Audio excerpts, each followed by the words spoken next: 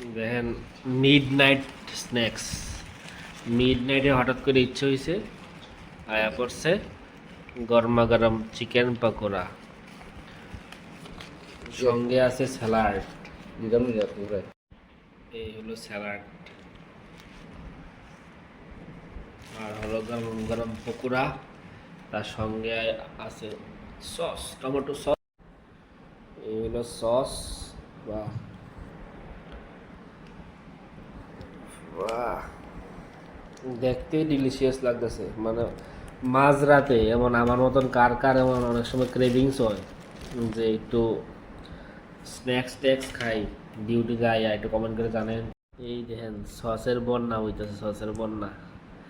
Sauce দিয়া লাগাই লাগাই না খেলে আমার ভালো লাগে না, এই কারণে সস দেওয়া হইতেছে। আর সঙ্গে আছে এখানে পেঁয়াজ। একদম চলেন খাওয়া যাক।